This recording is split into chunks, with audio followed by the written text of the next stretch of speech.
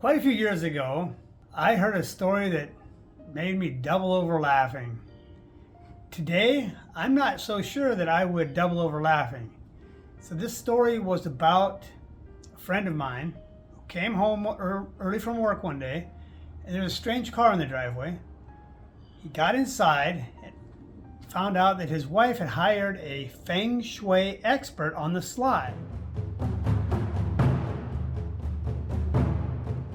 Kind of embarrassed about dabbling with this because it's kind of woo-woo and a little bit off kilter and blah blah blah. So she was going to hide it in the miscellaneous expense column. Well, my friend had some knowledge of Feng Shui. That he says, "Oh, so you're here to rearrange the furniture?" And this expert, we'll just call him Bob. He says, "Okay, so I see you know something about Feng Shui," and he continued on with the consultation, and he was whipping out zany theories and big words and just really out there, to the point where my friend and his wife couldn't look at each other. They got the giggles because the whole situation, plus this weirdo throwing out these terms and having to sit through this. So they really couldn't look at each other and really had a hard time keeping it together. And this expert solutions for my friend and their home is kind of the takeaway that I want to really give you today.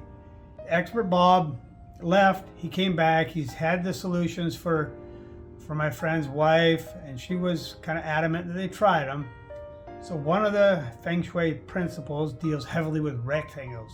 And so he was insistent that in order to correct an imbalance, that they plant a tree where the two exterior walls, the house was kind of L-shaped, where the two exterior walls would come together in an imaginary point, and smack dab right there, planted a tree right in the middle of the lawn.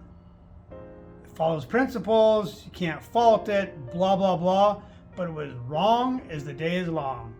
It looked awkward, no rhyme or reason, kind of funky to mow around, you just really couldn't make it fit. So that is an example of what I call well-intentioned incompetence. And this Feng Shui expert was doing all the things. He just applied this principle just ham-handedly without really understanding. And that's because he wasn't a master. So what can we learn from this story about Feng Shui? And I might add that Feng Shui is a real thing. That's why I wouldn't laugh today, or I might laugh, but maybe not as hard. I've dealt with it. I understand it to a degree. It is a thing. Homes that look good, that feel good, they sell for more. Get more visitors, it's good to hang out, it's just all around real. It's like when you buy a river, there's some energy there that is just soothing. And when you're in the middle of traffic and horns and honking and different things, not so soothing, right? And so the same thing can be applied with design. Beware of well-intentioned incompetence. Number one. And then when you're looking for a master, what you want to look for is somebody who is very comfortable flubbing up, making mistakes. They know how to apply principles. They know how to zoom out and look at the big picture and know when a principle is to be applied textbook or when there should be some modifications. They should also be able to communicate in a way that doesn't make you giggle, right? Something that isn't way over your head, that you can, you can understand it, you get it. And that would be the signs you look for in hiring a master. So when you're doing this, the takeaway for this is Feng Shui is real, good design, good energy is a real thing, and it's valuable. Pursue it, try to get it.